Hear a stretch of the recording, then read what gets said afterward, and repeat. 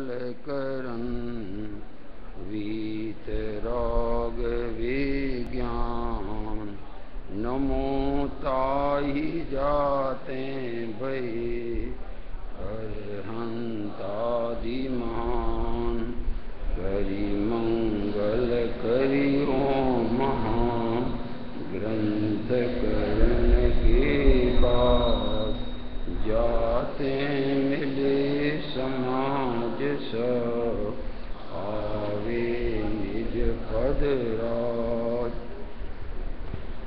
मिथ्या भाव अभावते जो प्रगटे निज भाव सो जयवंत रहे सदा यही मोक्ष उपाय। ये मोक्ष मार्ग प्रकाशक नामक शास्त्र है, पंडित प्रवर टोडरमल जी द्वारा रचित। इसका दूसरे अध्याय अपन ने प्रारंभ किया था और उसके अंतर्गत अभी जो कल अपना प्रकरण चल चुका है वो बंध के 4 भेदों की चर्चा की थी। प्रकृति बंध, प्रदेश बंध, स्थिति बंध और अनुभाग बंध। ये चारों में बिल्कुल सीधी सीधी बात है कि जो प्रकृति बंध है वो किस क्वालिटी के, किस नेचर वाले कर्म आते हैं वो कहलाता प्रकृति बंध।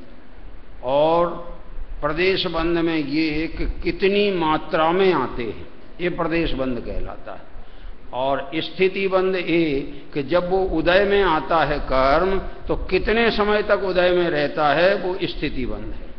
और अनुभाग बंध ये है कि उतने समय तक जो फल देता है तो मंद रूप देता है कि तीव्र रूप देता है कि मध्यम प्रकार का देता है, जो भी कहना चाहिए उसका फल है वो फल की जो क्वालिटी है उसको अनुभाग कहते।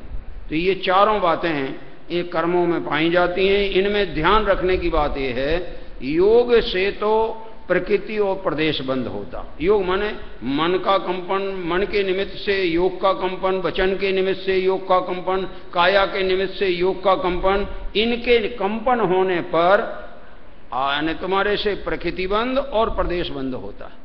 और उसी के काल में अगर आपकी कषाय भी वर्त रही है तो कषाय के निमित्त से उनमें स्थिति बंद होता है और उनमें अनुभाग बंद होता है। अगर समझिए आपका पाप रूप भाव हुआ है और उस काल में आपकी कषाय तीव्र है तो स्थिति उसकी पाप भाव की ज्यादा पड़ेगी और अनुभाग बंध भी ज्यादा होगा। समझ में आएगा नहीं? क्योंकि परिणाम आपका जो है पाप रूप है और पाप रूप परिणाम को कषाय का निमित्त मिलता है तो उसकी स्थिति भी बढ़ जाती है और अनुभाग भी बढ़ जाता है। और पुण्य परिणाम होवे और उसमें कषाय का तीव्रता का निमित्त बन जाए तो पुण्य परिणाम की स्थिति भी थोड़ी होगी और अनुभाग सामर्थ्य भी थोड़ी होगी। उल्टा चलता है।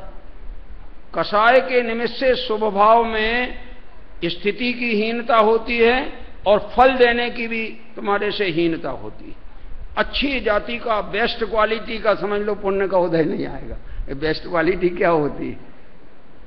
देखो ऐसा है कि एक पुण्य का उदय ऐसा आया कि व्यापार धंधा बहुत बढ़िया चल रहा है, इतना बढ़िया चल रहा है कि हमें मंदिर आने की भी टाइम नहीं, ऐसा सुंदर चल रहा है।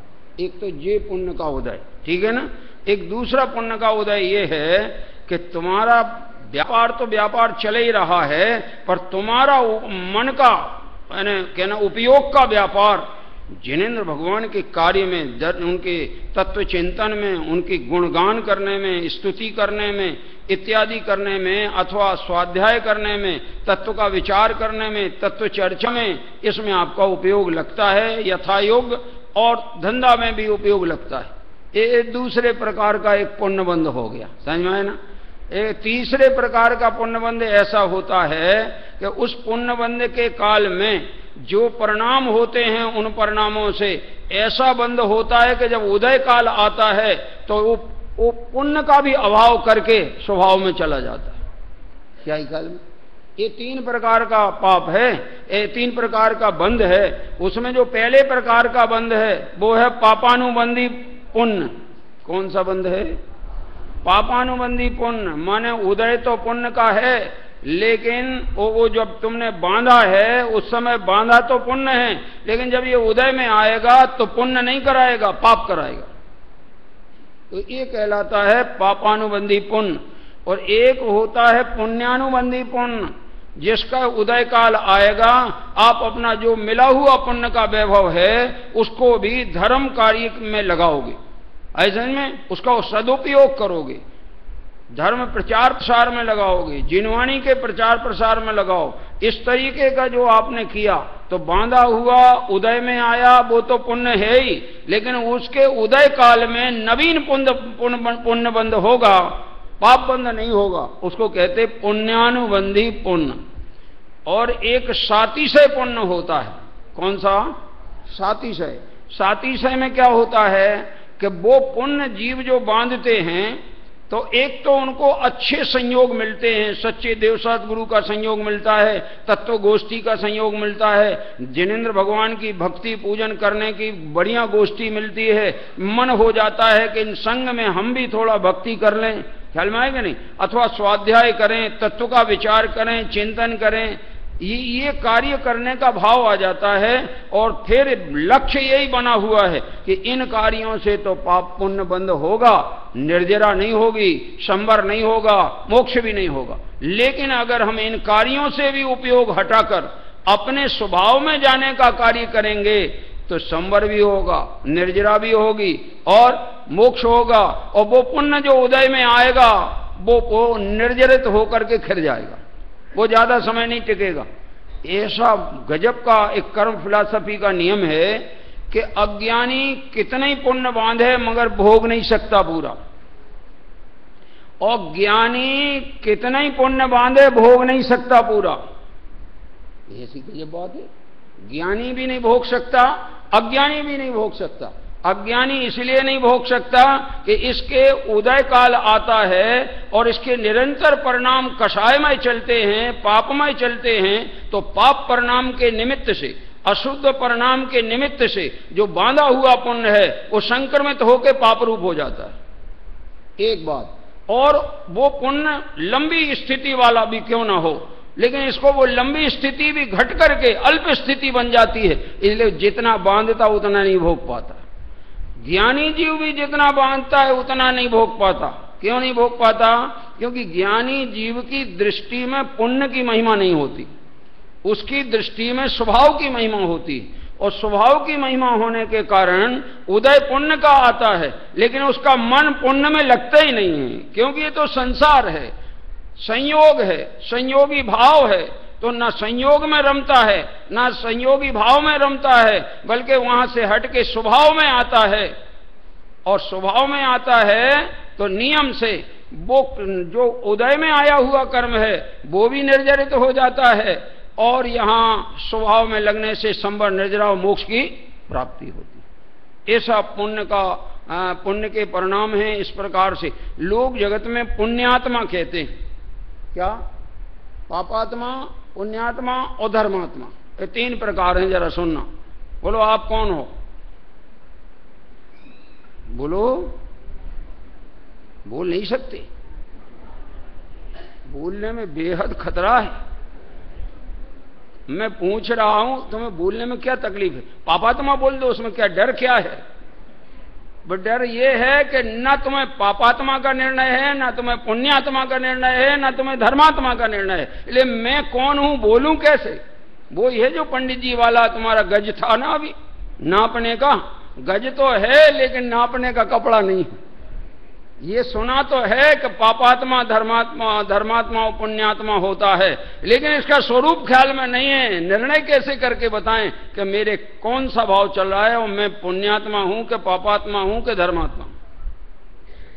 ख्याल में आया? आपके नहीं बोलने से हम अनुमान लगा लेंगे। अब गलत हो तो तुम्हें बताना है और सही हो तो स्वीकार करना है। क्या कह रहे भाई? एक बात बताएं, सिद्धांत हम बताएंगे, कसौटी हम बताएंगे कि जिन जीवों का परिणाम व्यर्थ के बाह्य कार्यों में लगता है, गेयों में लगता है, कषाय के कार्यों में लगता है, विषमवाद में लगता है, तत्वाभ्यास में नहीं लगता है, लौकिक व्यापार के कार्यों में लगता है, वो कौन है?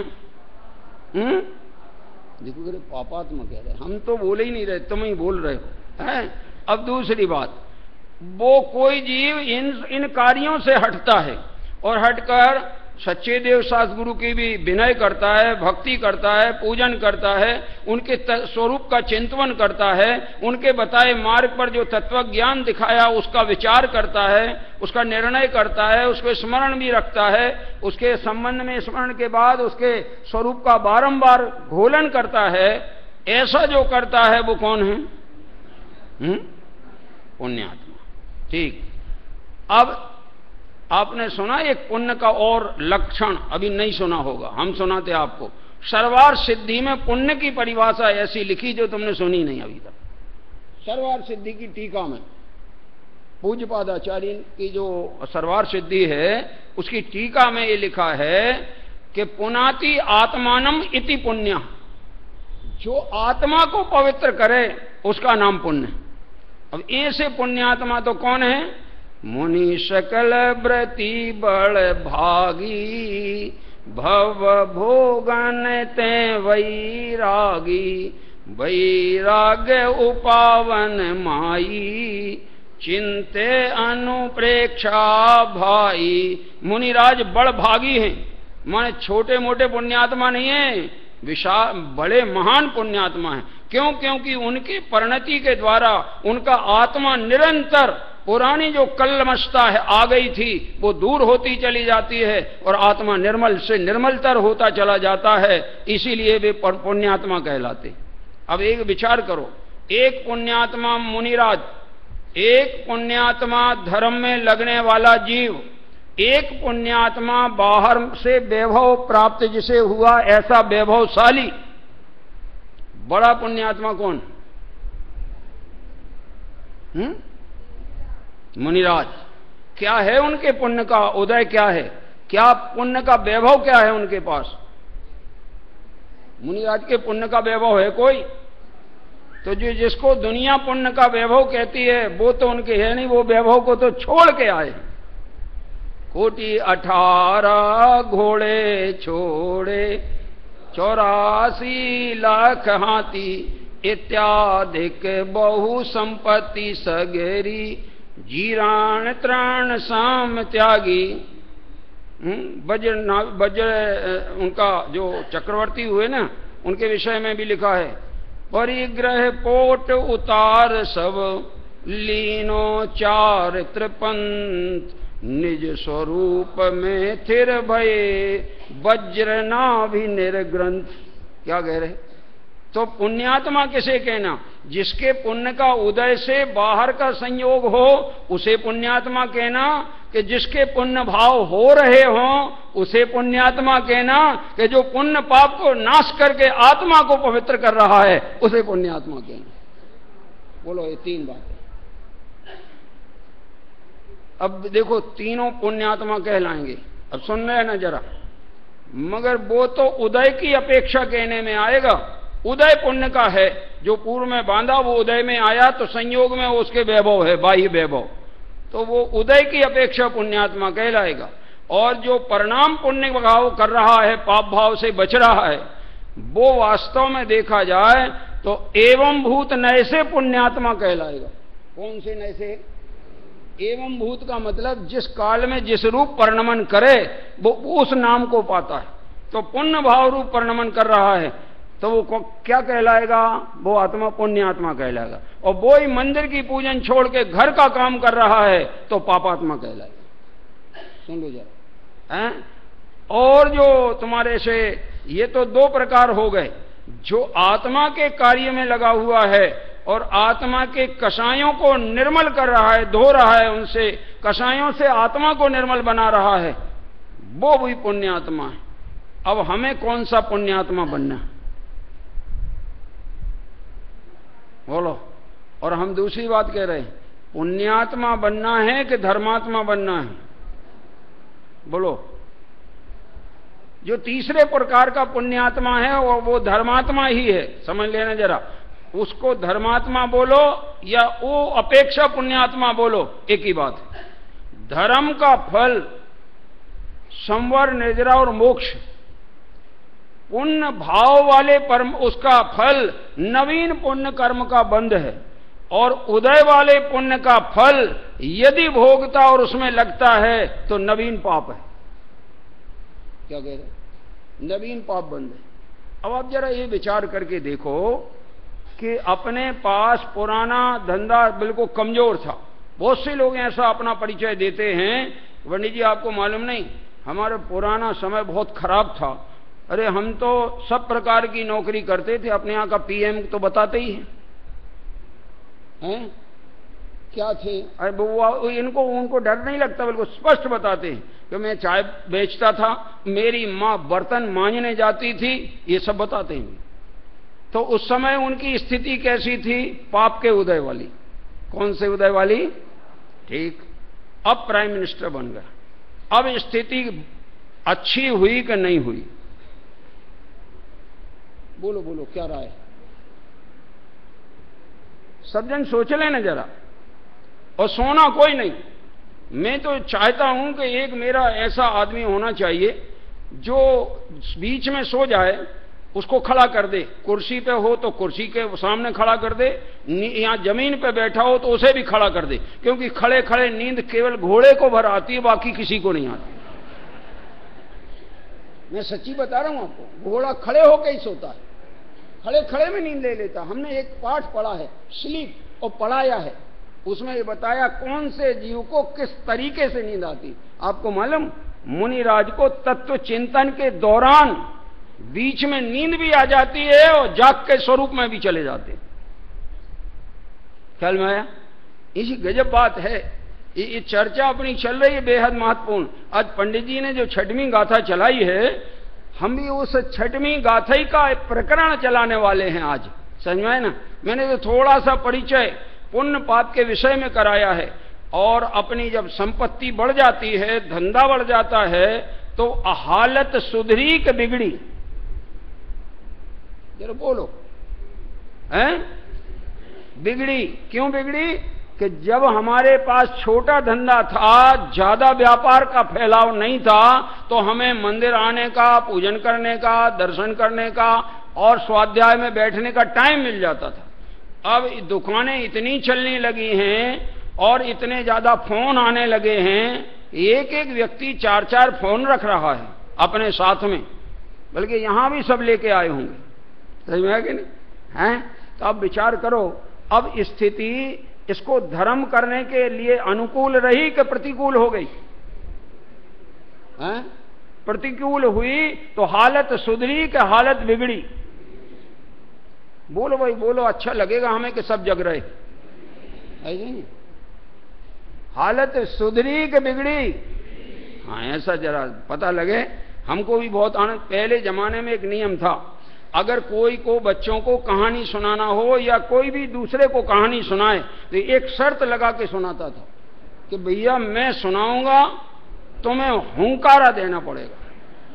क्यों? क्योंकि पहले जमाने में ऐसा लाइट आइट नहीं था, बिल्कुल अंधेरा ऐसा रहता था, दीपक टिमटिमाता रहता था, और वो सुनाने में लगे और मान लीजिए वो सुनने वाला सो गया तो पता नहीं लगता था। तो ये सुनाने वाला बीच बीच में बोल रहा है, इन्होंने जो बोला और उसने कहा हाँ, समझ में नहीं? ये जो हुंकारा भजा तो उसको पता लगता था कि अपन अपनी कहानी सुनाए जाओ, क्योंकि ये जग रहा है। समझ में आएगा नहीं? मैं भी ये चाह रहा हूं कि यहां तो जगाने ही के लिए ये क्लास लगाई है। काय के लिए लगाई है? जगाने के लिए कि गाफिल हो जाने के लिए? गाफिल तो थे तब तो इधर तक आए हैं, वो गाफिलपना छोड़ने को और जगाने के लिए। सदगुरु दे जगाए मोह नींद जब उपसमय, तब कछु बने उपाय कर्म चोर आवत। यह जागने का काम है। और एक बात और है, दुनिया में जितने भी ऑपरेशन होते हैं शरीर के, वे बिल्कुल शरीर जैसा जड़ बना के किए जाते। क्या कहा? जड़ बन जाए, यानी ऑपरेशन करने के पहले उसको ऐसा इंजेक्शन देंगे कि वो बेहोश हो जाए। ठीक है ना? और तब उसका ऑपरेशन करो, तो ये जड़ का ऑपरेशन जड़ बना के किया जाता है। और चैतन्य का मिथ्यात्व का ऑपरेशन करना हो तो चैतन्य को चैतन्य करके जागृत करके किया जाता है, अन्यथा तो ऑपरेशन विफल हो जाता है। और आपको हमने मालूम नहीं कितनी कीमती बात बताई और उस वक्त आपको झोंका आ गया, तो सब गड़बड़ हो जाने वाला है, कुछ हाथ आएगा नहीं। सही में आया? ले बिल्कुल जागते रहो। और सुनो, जो बहुत ज्यादा जिनको नींद आती है उनके सामने अगर दो व्यक्ति लड़ पड़े तो बोले नींद रहेगी कि खुल जाएगी। देखो इसको रुचि कसाई की बहुत है। कसाई का काम कहीं भी हो रहा है तो देखने में बिल्कुल नींद खुल जाएगी, लगेगी ही नहीं। और तो ठीक, फिर वो लड़ाई बंद भी हो जाए पर अब इनकी चर्चा बंद नहीं होगी। सही में ऐसे गजब तो आते हैं। और यहां की रुचि हो, नींद आने का प्रश्न कहां से आएगा? यहां तो उनको नींद आती है जो जग विषयों में रच पच कर गाफिल निद्रा में सोता हो, अथवा वह शिव के निष्कंटक पथ में विष्कंटक बोता हो।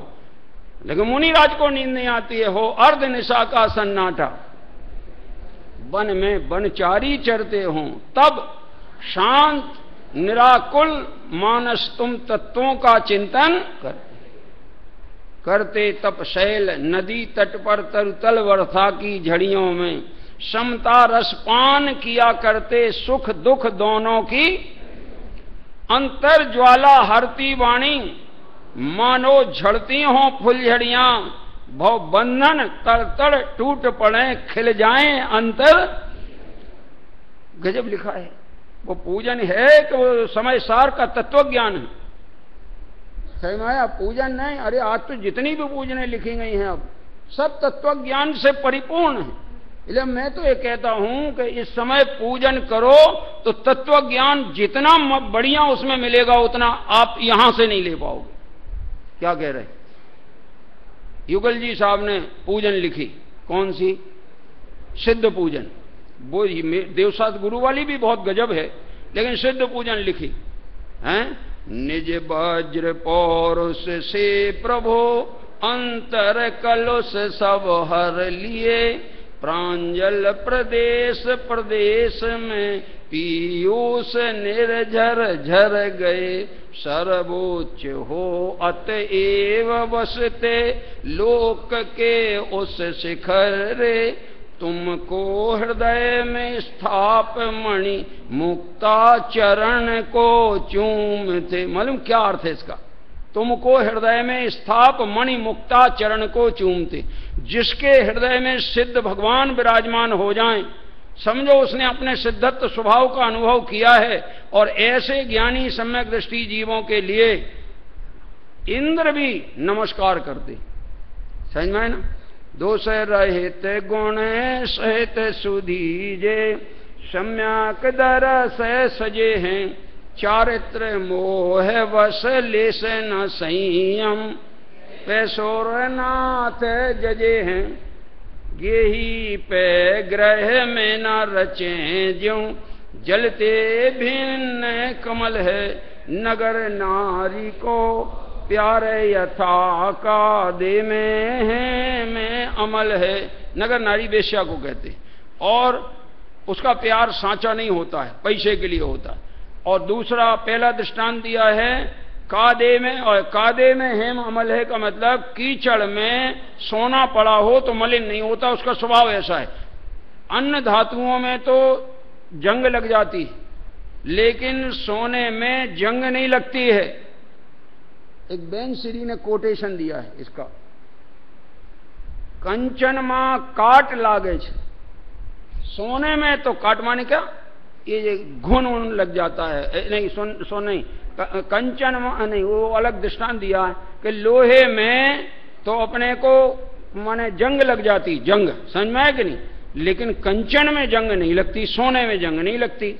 ऐसे बाहर के जो संयोग हैं, बाहर के जो विकारी भाव हैं, इनमें तो समझ लीजिए जंग लग जाए, लेकिन जो ज्ञायक भाव आत्मा है, संयोग और संयोगी भावों से रहित जो आत्मा है, वो कभी शुभाशुभ भाव की जंग वाला नहीं होता।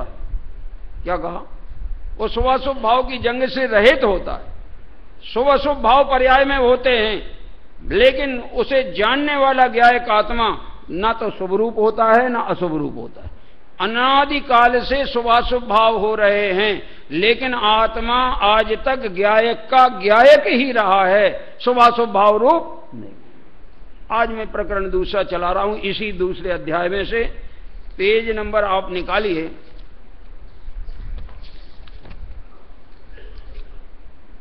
प्रश्न नंबर 37 निकालिए जरा। ये विषय बिल्कुल सीधा छठवीं गाथा से संबंधित वाला गाथा ले रहे। देखो जरा, मोहिनी कर्मोदय जन्य अवस्था, बिल्कुल नीची अंतिम लाइन मिली क्या?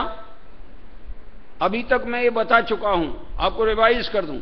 4 घातिया कर्मों में 3 घातिया कर्म यद्यपि स्वभाव के घातक हैं, तथापि वे बंध के कारण नहीं।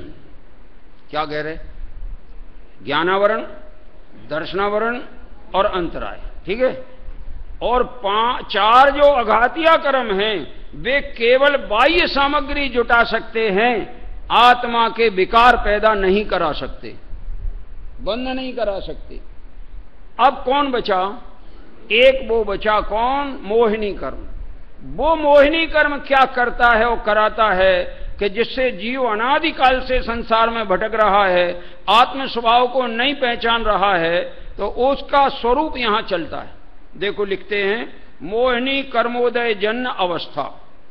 इस जीव को, किस जीव को भैया? किस जीव को? इस माने इस जीव को, ठीक है ना। इस जीव को मोह के उदय से, किसके उदय से? मोह के उदय से क्या होता है? मिथ्यात्व और कषाय भाव होते। तो देखो 2 चीजें हुई ना, मिथ्यात्व भी हुआ। मिथ्यात्व माने उल्टी मान्यता, विपरीत अभिनिवेश। जैसा वस्तु का स्वरूप है वैसा नहीं मानता है, और जैसा ये मानता है वैसा वस्तु का स्वरूप नहीं होता है। इसको कहते हैं मिथ्यात्व, विपरीत मान्यता। तो जीव के मोह के उदय से मिथ्यात्व और कषाय भाव होते। इसलिए जब ये 2 प्रकार के भाव हुए तो मोह भी 2 प्रकार का होता है, दर्शन मोह और दर्शन मोह के उदय से मिथ्यात्व भाव होता है, और चारित्र मोह के उदय से कषाय भाव होता है। अब आप जरा देखिए, इसका विश्लेषण चलता है। दर्शन मोह रूप जीव की अवस्था। आपसे मैं पूछूंगा कि आपकी अभी तक अवस्था कैसी चली है, दर्शन मोह रहित कि दर्शन मोह सहित, और उसका फल क्या आया है। देखें, वहां दर्शन मोह के उदय से तो मिथ्यात्व भाव होता है। देखो कौन सा भाव? मिथ्यात्व भाव जिसके होता है वो मिथ्या दृष्टि कहलाता है। क्या कहलाता है? जिसके मिथ्यात्व भाव होता है वो मिथ्या दृष्टि कहलाता है। और मिथ्या दृष्टि मोक्ष मार्ग साध नहीं सकता जब तक मिथ्यात्व का अभाव न करे। दर्शन मोह के उदय से जो मिथ्यात्व भाव होता है, उससे यह जीव, कौन सा जीव? वह जीव नहीं, यह जीव अन्यथा प्रतीति रूप अतत्व श्रद्धान करता है। अन्यथा प्रतीति, प्रतीति माने होता है उसका भाव भाषण, ठीक है ना। प्रतीति माने होता है उसका विश्वास। मगर कैसी प्रतीति? अन्यथा, जैसा स्वरूप है वैसा माने तो वो यथार्थ प्रतीति कहलाती है, लेकिन जैसा नहीं है वैसा मानता है तो वो प्रतीति कौन सी हो गई? अन्यथा प्रतीति होती। अन्यथा प्रतीति रूप अतत्व श्रद्धान करता है, जबकि सम्यक दर्शन का कारण कौन है? तत्वार्थ श्रद्धानम, तत्वार्थ का श्रद्धान करना। तत्वों का जो अर्थ है, तत्वों का जो स्वरूप है, तो तत्व का भी स्वरूप जानना और अर्थ का भी स्वरूप जानना, समझ में आया ना। दोनों तरीके से जब उसको जान लोगे, द्रव्य से भी जानना और उसकी पर्यायों से भी जानना, दोनों तरीके से जानना है, तो सम्यक दर्शन हो सकता है। ख्याल में है कि नहीं? यहां कहते हैं कि अन्यथा प्रतीति रूप अतत्व श्रद्धान करता है। अब क्या अतत्व श्रद्धान क्या करता है? कैसा अतत्व श्रद्धान करता है? कैसी अन्यथा प्रतीति करता है? तो लिखा है जैसा वस्तु का स्वरूप है, यानी जैसा है वैसा तो नहीं मानता। और जैसा नहीं है वैसा मानता है। अब शिष्य को प्रश्न आया कि अब हमें ये बताओ कि हमारा स्वरूप कैसा है और मैं कैसा मानता हूं। ये दो प्रश्न उसके। और अब देखना शुरू करते हैं। पर इस प्रश्न का आंसर, कौन से प्रश्न का, कि मेरा स्वरूप कैसा है और मैं कैसा मानता हूं। देखिए, अमूर्तिक प्रदेशों का पुंज, पहला विशेषण अपना, पहला स्वरूप का अपना पहला कहना चाहिए, उसका श्रद्धान होना चाहिए। कैसा है आत्मा? अमूर्तिक प्रदेशों का पुंज। अच्छा, अब एक बात पूछता हूं जरा यहीं पर आपको, जिससे ख्याल में आ जाए। मैं अमूर्तिक हूं, तो अमूर्तिक की कोई मूर्ति यानी फोटो खींच सकता है कि नहीं? बोलो जरा। नहीं। तो आपने कभी फोटो खिंचवाई कि नहीं? बोलो। हैं? देखो यार, खिंचवाई। तो इसका अर्थ ये माना कि फोटो खिंचवाई है पड़ोसी की। किसकी? यानी शरीर कौन है? पड़ोसी तो है ना। जो मेरा स्वरूप नहीं है, मुझसे भिन्न है, उसकी जाति भिन्न है, जड़ जाति का है, मैं चेतन की जाति का हूं, वो रूपी है, मैं अरूपी हूं, मैं ज्ञानमय हूं, वो ज्ञान रहित है, और उसकी फोटो खींची और मैंने माना मेरी फोटो खींची, तो ये प्रतीति कौन सी हुई? अन्यथा प्रतीति। ये तत्व श्रद्धान हुआ कि अतत्व श्रद्धान? तो अतत्व श्रद्धान से मिथ्यात्व होता है और तत्व श्रद्धान से सम्यक्त होता है। अब हम भी ऐसा मानते हैं। अभी मान लो कोई एक कह दे कि जरा 10-10 जनों का ग्रुपिंग करना है, और वे वो जो ग्रुपिंग बनाएंगे वो फ्री बांटा जाएगा, सबको दे दिया जाएगा। समझ में आया? अब अपन 10 जन खड़े हो जाएं और मान लीजिए वो फोटोग्राफर का हाथ हिल गया और उसमें कोई एक की फोटो नहीं आ पाई, और उसने खरीदा काय के लिए था कि मुझे देखना क्या है, 10 की फोटो देखना है कि अपनी देखना है। समझ में आया? तो खरीदा, लेकिन उसमें सबकी मिल गई, अपनी नहीं मिली। तो बोलो उसको अच्छा लगेगा कि बुरा लगेगा? कसाय करेगा कि शांत रहेगा? कसाय करेगा। अब वो पूछ रहे कि भैया क्या बात है कि तुमने हमारी फोटो नहीं खींची। अब वो ये भी पूछ सकता है तुम मूर्तिक हो कि अमूर्तिक? समझा कि नहीं? मैं तो अमूर्तिक हूं, तो अमूर्तिक की फोटो हमारे कैमरा में नहीं खींचती। क्या ख्याल में? हड्डियों की फोटो खींचना हो तो एक्सरे में खींचती है, ठीक है। बाहर के शरीर की फोटो खींचना है तो आपके कैमरे में खींचती है, लेकिन आत्मा की फोटो खींचना है तो एक कैमरा जरूर है। कौन सा कैमरा? स्वानुभूत्या चकासते। क्या कह रहे? स्वानुभव में आत्मा कैसा है वो अनुभव में आ जाता है, और जब स्वानुभव पूर्णता को प्राप्त होता है तो प्रदेशों का भी अनुभव हो जाता है। क्या कह रहे? केवल ज्ञानी का जो स्वानुभव होता है वो अमूर्तिक आत्मा को भी ज्यों का त्यों जानता है। हमारा स्वानुभव होता है तो हमें आत्मा स्वाद में तो आ जाता है, उसका निराकुल वेदन तो हो जाता है, लेकिन आत्म प्रदेशों का ज्ञान नहीं होता है, क्योंकि वे अमूर्तिक हैं और अमूर्तिक को ग्रहण करने के लायक हमारे पास छायक ज्ञान नहीं। समझ में आया? लेकिन जो अनुभव प्रकटता है वो अनुभव ज्ञान और केवल ज्ञान की जाति एक ही होती है। समझ में आया? और गजब बात तो ये है कि सम्यक दृष्टि के अनुभव में, प्रथम अनुभव में अनंत गुणों में शुद्धि आती है। कितने गुण शुद्ध होते हैं? अनंत गुणों से सम्यक, तो अनंत गुणों में शुद्धि आती है। और केवली भगवान के भी अनंत गुण पूर्ण शुद्ध हो गए हैं। किसके बल पर? बस स्वभाव के अनुभव के बल पर। ज्यों ज्यों स्वभाव का अनुभव बढ़ता जाएगा, अगर अंतर मुहूर्त लगातार स्वभाव में स्थिरता हो गई तो केवल ज्ञान प्रकट हुए बिना रहे। अब एक बात पूछूं, आदिनाथ को कितने वर्ष बाद केवल ज्ञान हुआ था? हैं? 1000 वर्ष बाद, ठीक है ना? 1000 वर्ष तपस्या की थी, इसके बाद केवल ज्ञान हुआ। बाहुबली को 1 वर्ष के बाद हुआ। भरत चक्रवर्ती को अंतर्मुहूर्त में हुआ। तो बड़ा तपस्वी कौन है? गणित जैसे सवाल है। बड़ा तपस्वी कौन है? बोलो। बराबर है।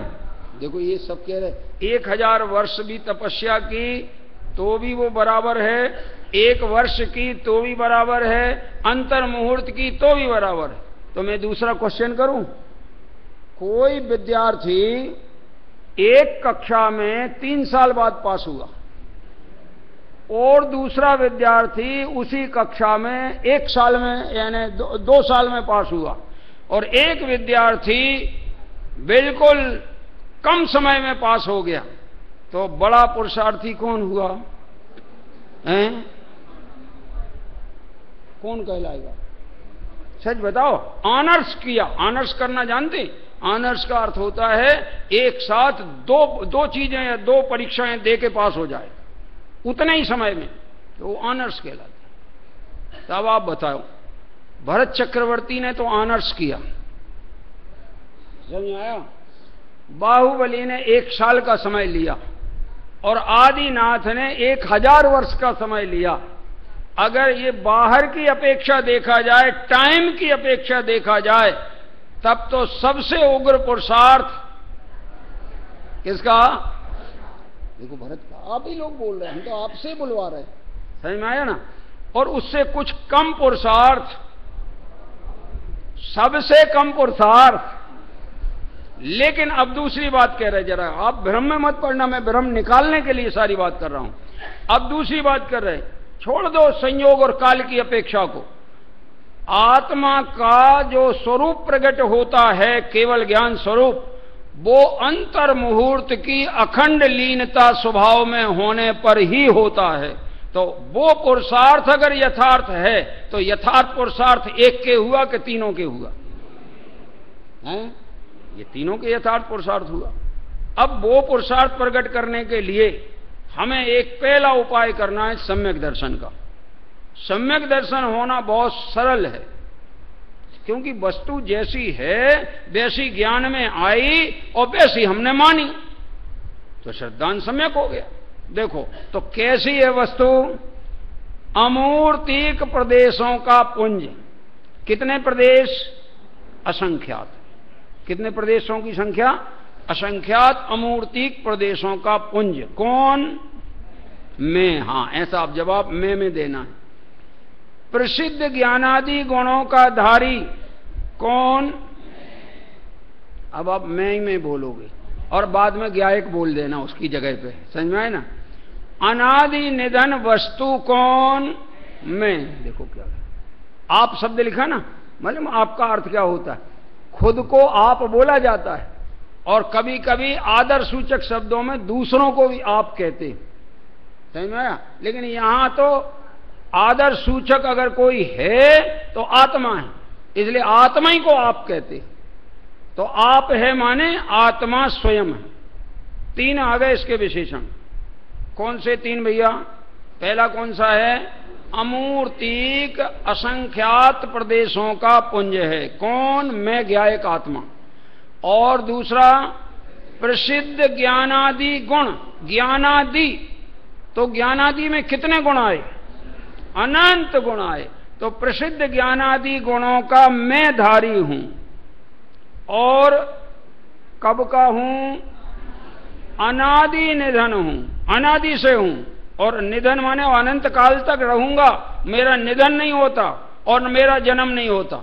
जो अनादि है उसका जन्म नहीं होता, और जो अनिधन है उसका भी मरण नहीं होता। तो मेरा जन्म हुआ कि नहीं? बोलो। तुम कितने साल के बेटा? बोलो। अनादि। देखो वो बच्चा इतने जल्दी सावधान हो गया, अगर मैं अपनी उम्र शरीर वाली बताऊंगा तो मैं फंस जाऊंगा। देखो, इसलिए उसने तुरंत बोला मैं अनादि का हूं। ये छोटे बच्चों को मोक्ष जल्दी हो सकता है। छोटे छोटे मुनिवर हो गए निहाल, निज परिणति का देखो तो कमाल। काय का कमाल है? 8 साल का बालक समझ में आया, सम्यक दर्शन प्राप्त करके मुनि बन के स्वभाव में मग्न होकर के और मोक्ष जा सकता है। समझ में आया? इसलिए यहां जो कोई भी ऐसा नहीं दिख रहा मुझे जो 8 साल से नीचे वाला हो। मेरे ख्याल ये बालक बैठा है, जरा पूछना कितना इसका उम्र है? 8 से ज्यादा ही होना चाहिए, हैं? क्यों बेटा, कौन क्लास पढ़ते हैं? हम निकाल लेंगे, बोलो। हैं? 16 को बता रहा है। अरे तो डबल है ये तो इसमें डबल पात्रता है, समझ लो आप जरा। आत्मज्ञान को समझने की पात्रता है। तो यहां लिखा है कि अनादि निधन वस्तु आप है, तो जो अनादि होता है उसका जन्म नहीं होता। तो आत्मा का जन्म होता है कि नहीं? बोलो जल्दी जल्दी बोलो। नहीं होता। आत्मा का मरण होता है कि नहीं? तो तुम आत्मा का जन्म नहीं होता है, जिसका जन्म नहीं होता है उसका जन्मदिन मनाना कि नहीं? क्या कह रहे? और जिसका मरण नहीं होता उसका कोई खेद करना कि नहीं? तो तुम्हारा जन्म और मरण होगा कि नहीं? तुम अनादि के हो और अनंत रहने वाले हो, तो न तुम्हें जन्म से डरना है न मरण से डरना है, क्योंकि आत्मा का जन्म मरण नहीं होता है। तन उपजत, इस पैदा तो शरीर होता है और ये मानता मैं पैदा हो गया। और वो जन्मदिन भी किसका मनाता है? पड़ोसी का मनाता है। आज तक जितनों ने जन्मदिन मनाया है पड़ोसी का मनाया है, क्योंकि जितने वर्ष के तुम बोलते हो वो वर्ष वाली जो आयु है वो शरीर की है। आत्मा का कितने वर्ष का है? आत्मा तो अनादि अनंत है। तो खुद है तो अनादि अनंत, मगर मानता है अपने को सादी शांत। तो ये तत्व श्रद्धान है कि अतत्व श्रद्धान है? समझ में आ रही? अतत्व श्रद्धान है। इसे सम्यक दर्शन होगा कि मिथ्या दर्शन होगा? और मिथ्या दर्शन का फल क्या है? ऐसे मिथ्या दृग ज्ञान चरण, बस भ्रमत भरत दुख जन्म मरण, ताते इनको तजिए सुजान, सुन तिन संक्षेप कहूं बखान। अब आप संक्षेप में सुनिए, मैं उसका बखान करता हूं। देखो फिर से बोल रहा हूं, मैं अमूर्तिक प्रदेशों का पुंज हूं, यानी मैं रूपी नहीं हूं। क्या कहा? तो जो जो चीजें रूपी दिखाई दें वे आत्मा नहीं है। 5 इंद्रियों से रूपी पदार्थ ही ग्रहण किए जाते हैं, इसलिए 5 इंद्रियां आत्मा का ज्ञान करने में असमर्थ हैं। क्या कह रहे? किस इंद्रिय से आत्मा जाना जाएगा? किस इंद्रिय ज्ञान से आत्मा जाना जाएगा? इंद्रिय ज्ञान से आत्मा नहीं जाना जाता। कैसे जाना जाएगा? तो मन ज्ञान से कि नहीं, मन के विकल्पों से आत्मा नहीं जाना जाता। आत्मा तो मन के विकल्पों से पार, इंद्रिय के विकल्पों से पार, अतीन्द्रिय ज्ञान के द्वारा जाना जाता है। समझ में आया कि नहीं? तो अब जब आत्मा जानने में आएगा, आपका उपयोग किसकी तरफ होगा? आत्मा की तरफ होगा। और उपयोग के कैमरे में फिर आत्मा की अनुभूति होगी कि नहीं होगी? अनुभूति होगी। और आकुलतामय होगी कि निराकुलतामय होगी? तो वही तो आत्मा की फोटो है। और है क्या? सम्यक दृष्टि आत्मा की फोटो खींचने में समर्थ हैं, मिथ्या दृष्टि पड़ोसी की खींचने में समर्थ हैं। लेकिन पड़ोसी की फोटो को अपनी मानोगे तो मिथ्यात्व का पोषण होगे, चतुर्गति परिभ्रमण बढ़ जाएगा। वेद ज्ञान करा रहे हैं, अभी तो पड़ोसी का परिचय नहीं कराया। पड़ोसी का परिचय कराएंगे तो इतने जल्दी वेद ज्ञान हो जाएगा कि जमीन आसमान का अंतर दिखाई देने लगेगा। ये तो हो गया अपना। 3 बातें मैं रिवाइज करता हूं। टाइम तो अभी है ना 5-7 मिनट में, 8 बजे शुरू कितना है? 5 मिनट है, 5 मिनट में पूरा करते। हमें क्या, आप अगर कहोगे हो गया तो इतना बंद ही तो करना क्या है अपने को, है क्या है? मगर समझ लो, अगर हम ऑपरेशन कर रहे हैं, टाइम भी हो जाए तो ऑपरेशन तो पूरा हो जाने देना, नहीं तो तुम ही खतरे में पड़ोगे। हमारा क्या जाता है? समझ आया कि नहीं? ये बात चल रही है। तो 3 बातें मैं अपनी याद कर रहा हूं, आप सब अपनी कर लेना और आप अपने में मानना। मैं अमूर्तिक प्रदेशों का पुंज हूं, मैं प्रसिद्ध ज्ञानादि अनंत गुणों का धारी हूं। थोड़ा विशेषण का अर्थ कर दिया ना अपन ने, ज्ञानादि का अर्थ किया तो अनंत गुणों का धारी हूं। और मैं अनादि निधन वस्तु हूं, जड़ वस्तु के चैतन्य वस्तु, चैतन्य वस्तु हूं। ज्ञानवान हूं कि ज्ञान रहित हूं, ज्ञान रहित हूं। अमूर्तिक हूं कि मूर्तिक हूं, अमूर्तिक हूं। ये 3 विशेषण अपने। अब अपने पड़ोसी का परिचय कर लें। पड़ोसी के परिचय बिना अपना परिचय झूठा है। सुनो जरा, जो पर को नहीं जानता है वो अपने को भी नहीं जानता है, और जो अपने को नहीं जानता है वो पर को भी नहीं जानता है, क्योंकि पर का जानना और अपना जानना युगपत होता है। क्या कह रहे? तो देखो यहां बता रहे हैं अब पड़ोसी का परिचय। और किसका परिचय शुरू? पड़ोसी का। मूर्तिक पुद्गल द्रव्यों का पिंड, हमने वहां अमूर्तिक प्रदेशों का पुंज। कितने प्रदेश? असंख्यात। अब यहां सुन लो, मूर्तिक पुद्गल द्रव्यों का पिंड। कितने पुद्गल द्रव्य? अनंत। ये शरीर कितने पुद्गल द्रव्यों से बना? अनंत। और आत्मा है कितना प्रदेश वाला? असंख्यात। अब आप देखो जरा, मूर्तिक पुद्गल द्रव्यों का पिंड, प्रसिद्ध ज्ञानादिकों से रहित। ज्ञानादिक जो गुण, अनंत गुण जो आत्मा के चैतन्य गुण हैं, उनसे रहित पुद्गल होता है। और जिसका नवीन संयोग हुआ है, ऐसा नवीन संयोगी शरीर आदि पुद्गल पर है। मैं स्वा हूं और शरीर आदि पुद्गल, मैं अमूर्तिक हूं और शरीर आदि मूर्तिक है। मैं ज्ञानमय हूं और शरीर आदि ज्ञान रहित है। मैं अनादि अनंत हूं और ये शरीर नवीन संयोगी है और वियोगी भी है। सही में आया ना? तो मैं और शरीर एक हूं कि भिन्न हूं? कैसा भिन्न हूं? जल पै ज्यों जिय तन मेला, पे भिन्न भिन्न नहीं भेला।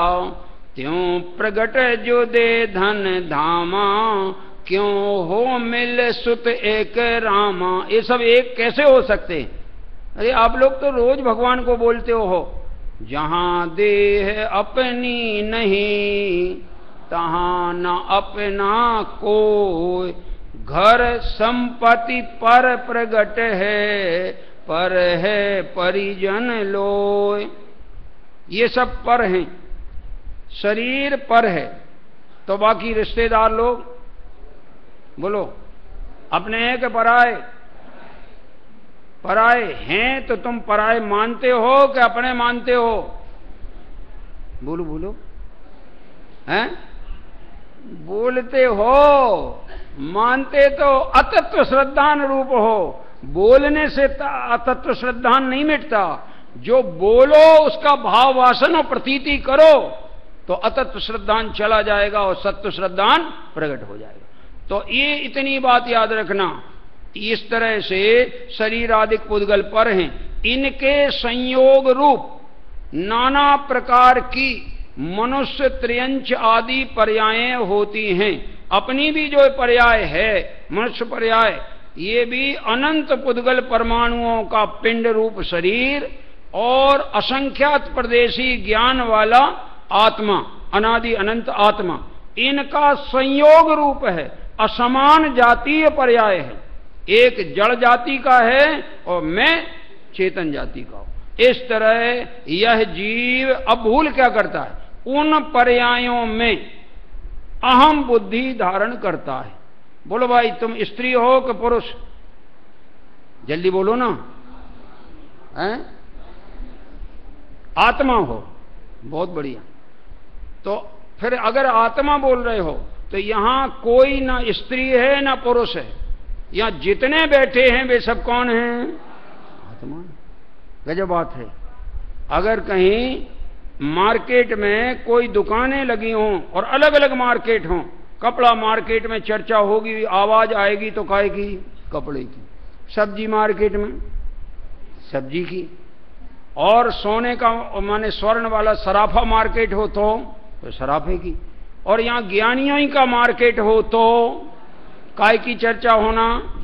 आत्माओं का ही मेला हो तो वे उस मेले में बात किसकी करें? आत्मा की करें। आत्मा की बात करने वाले भव्य हैं और अल्प काल में निर्वाण प्राप्त करने वाले हैं, और जो आत्मा की अरुचि वाले हैं, हम अभव्य तो नहीं कह रहे हैं, समझ में आया ना? इसलिए नहीं कह रहे हैं कि हमने उनके अनंत पर्यायों को जाना नहीं है। हो सकता है कोई दूर भव्य हो गए, वो कुछ पर्याय परिभ्रमण करने के बाद उसकी भव्यता का परिपाक काल आवे और वो सुलट सकता है, लेकिन वर्तमान में तो अभी भव्यता का परिपाक काल है नहीं, क्योंकि स्वभाव से अरुचि है, तत्व की अरुचि है। तो नियम से आचार्य कह रहे हैं कि अभी तो तुम्हारा भव्यपना नजर नहीं आ रहा है, जब आएगा तो तुम्हारी रुचि अंतर्मुखी हो जाएगी। ऐसा ये प्रकरण एक खाली पैराग्राफ अपन ने किया, इसकी विशेष चर्चा और अभी विशेष विश्लेषण बाकी है। इसमें गुणों का विश्लेषण करना है, इसमें पर्याय का विश्लेषण करना है। पुद्गल की पर्याय कौन, पुद्गल के गुण कौन, जीव की पर्याय कौन, जीव के गुण कौन, और भगवान आत्मा कौन है, उसकी दृष्टि कराना है और समस्त ज्ञेयों से दृष्टि हटाना। ये कार्य अपन करेंगे, और ये तुम्हारे से शिविर समाप्त होने के पहले करना है, बाद में तो मालूम नहीं क्या करोगे, और अभी करके जाओगे तो फिर उसका फल आगे पाओगे।